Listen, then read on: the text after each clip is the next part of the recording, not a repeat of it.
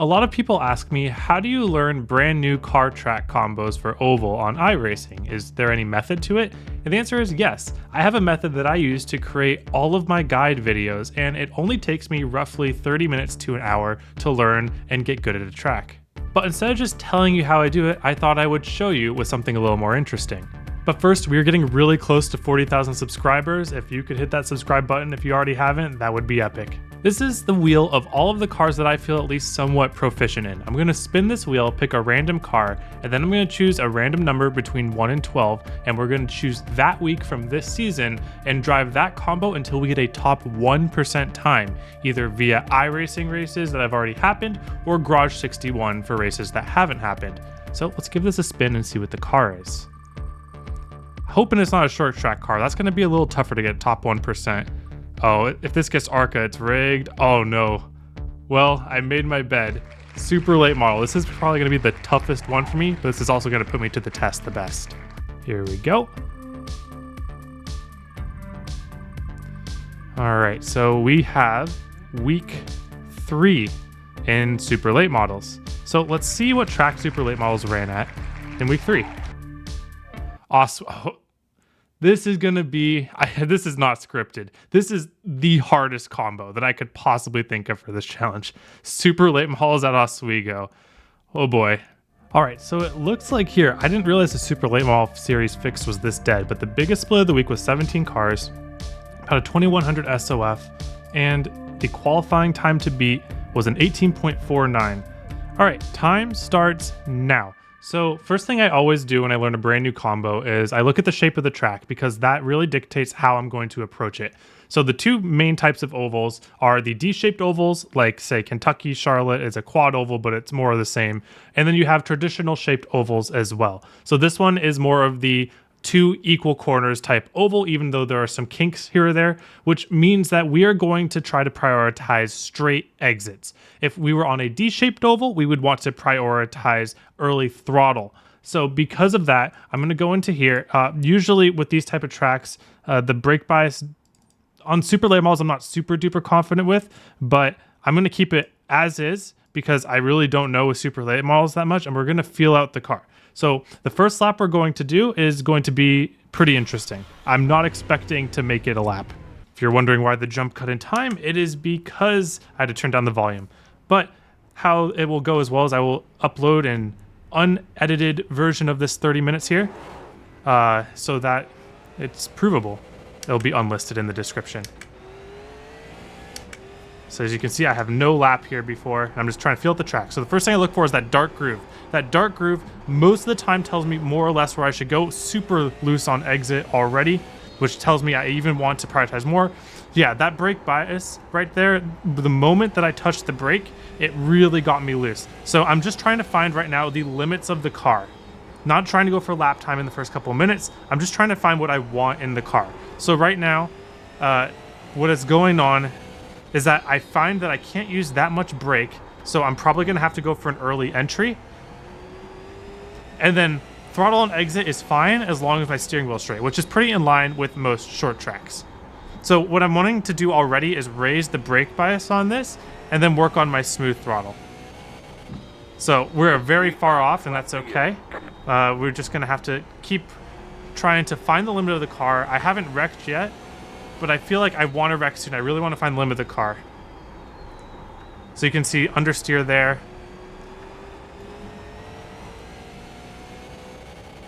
Okay, we're at 18.75, which I'm going to be honest is a lot better than I thought we would be doing already.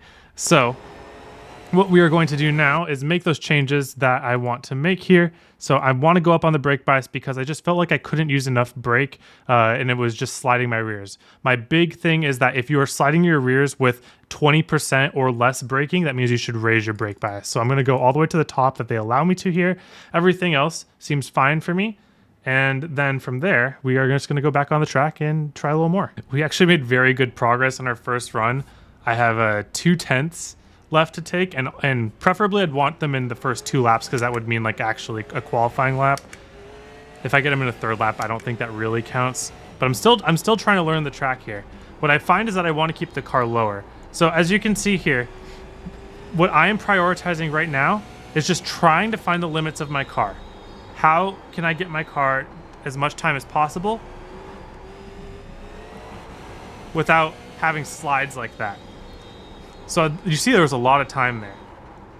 But now I'm backing up my corner entries because I'm just trying to get on the throttle as early as possible. But now I'm getting a big handle of these cars. You can see right there, this actually might be the lap. This is kind of crazy. I'm just trying to keep it low, keep there, and oh, we threw. Unfortunate. And I just realized you guys can't see my timing on the bottom there. I apologize. We got some shade. This might be it. This might be good for us. I'm gonna set up for a lap 2 here. Just gonna go a little bit wide and make sure that I can get on that throttle really early, get the steering wheel straight really early. It's about as fast as we can go into there. Really try to get to that bottom. Get the really good run off the corner. Good lap. Get on that throttle early. Little bump there, but that should be good. It's stuck. And there we go, 18.497. I don't know if that beat the lap time, but within 12 minutes, we've gotten a sub 18.5. Probably a little bit of help from the shade there. Probably dropped the track temperature about 2 degrees there, which honestly would be good for us. Let's get it one more try, get one more record here, just to put it away and say, hey, I could get that pole time. If you feel like you're getting on the throttle as early as possible, for your line, and if you get on it any earlier, it's just not going to work, and you're still slow, then maybe push your entry a little bit. But like the vast majority of the time, your entry is fine. You just need to push more on exit. Oh, this would be really good. Holy Toledo. Okay, push a little more. A little more extra wheel. Don't be afraid of the wheel. Yeah. Wow. That's it. So in 15 minutes, I have gone into a car track combo I've never driven before and driven a pole-worthy time by 1/10 of a second for the best split of that week. So let's go over my analysis of how I do this approach and put it into words so that you guys can do the same. Okay, so step 1 in learning this track was just understanding what my goals were going to be for when I get out on the track for the first time. So if we look at the shape of Oswego and I pull up, say, Texas Motor Speedway, right? We can see that this oval and this oval are not the same. And you can see this with the angles that the turns have. When we have Oswego Speedway, ignore the little kinks here or there. This is a regular oval. Each of the corners has the same angle and they all turn 180 degrees. Texas Motor Speedway, on the other hand, you see how they exit at an angle. So this is less than 180 degrees. So there are 3 types of turns that you have. You have a turn where you are completely 180 degrees, like Oswego.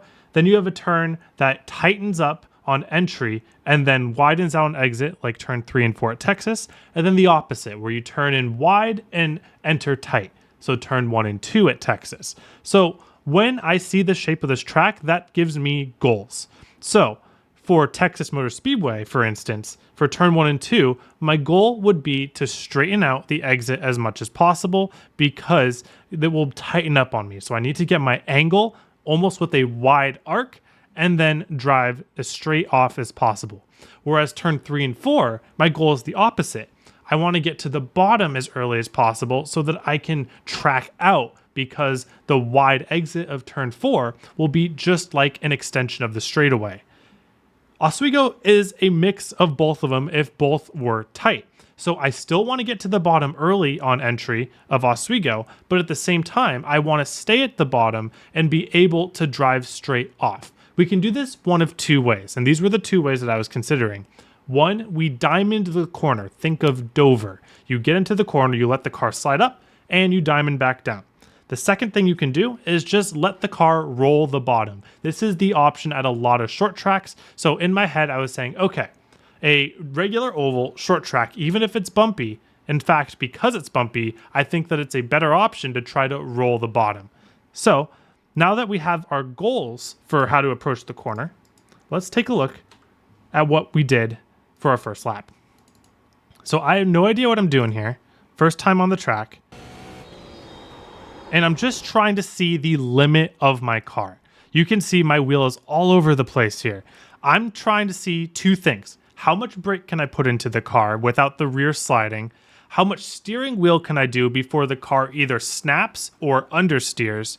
And then how much speed can I carry into the corner without the car sliding back up the track? So the first thing I did here was really test the brake. You see, I use a maximum 30% brake here, and I got an instant snap. Look at that, instant. Whoa, we're loose, we're loose, we're loose. So right here, I'm like, okay, I either need to raise the brake bias or use less brake. That is the two options for when your car snaps loose under braking. And what my idea was is that because we were at a short track, I probably want to raise the brake bias before using less brake, because we actually do have to slow down to get into the corners. My rule of thumb is if you can drive the car without brake, you should prioritize using less brake. But if you simply can't drive the car without using brake, having a higher amount of brake is fine, and that's when you mess with your brake bias and other driving techniques. This is usually only for short track. The middle of the corner, I'm usually looking for two limits. What is the earliest that I can transition from brake to throttle, and what is the most throttle that I can hold in the car at this time? And this is found by seeing if the car slides up the track under throttle. If the car stays where it is, then you're perfectly fine and you can keep pushing that limit. But if the car slides up too much, that means that you have one of those two factors that you stepped over the limit. Now that I figured out that my brake bias was a little bit too low for my liking, for the next corner, since the rest of this is a wash pretty much, go into the corner, it sticks a little better, but now I'm understeering. So now that I have the right amount of brake to where my rear is not sliding, but I'm still understeering, there's only one option left, and that's to brake and turn into the corner earlier. So mental note, that's what I need to do. Now, I'm in a decent position in the corner though, so I'm gonna test one thing here. How much wheel can I have inputted in the car while I am still able to throttle up fully? So I did like a guesstimate of what I thought I could do, and it was fine. So mental note, okay, I could have my steering wheel turned about 10 to 20 degrees to the left, full throttle, and the super late model is fine with it. Good to know. So just keep making these mental notes, not just with short tracks. This is what I'm doing with big tracks as well, trying to find just certain limits of the car. And look at this. I tried to push my steering a little bit further. You see how this is a little bit further to the left than I was on that last corner. I'm finding the limit. That was over the limit. So now I have a mental note. I have turn 1 and 2, where my amount of steering was completely fine. Turn 3 and 4, where it was a little bit too much. Just got to find somewhere in the middle, and that's where my limit is. So I'm still finding limits here. Just putting all the limits together, turning in a lot earlier than I think I need to. Still slides up, but we're kind of in the groove. And that was our successful lap of that run. Already within a 1/10.5 of our goal, with a lot more to go, just by finding these limits and trying to approach them. All of that, all of these attempts, just refining what I'm doing, leads to the money lap here. Not using too much braking. Keeping the car all the way on the bottom, straightening out the wheel to that perfect amount where I find the limit of. Turning in early enough again so that we make it enough to the bottom. Get early on the throttle. A little bit of a slide there. So again, there's more to do. But that is my process of finding these lap times. It's finding those 3 different limits and seeing how they interact with each other. Honestly, I can't believe how good that went. I didn't think that was going to be very successful, and that was my first attempt. You can just take my word for that, I guess. But anyways, leave any questions down in the comments and let me know your tips for learning a brand new car track combo. All right, thank you all for watching. Hope you have a wonderful day. Hope to see you all on the track.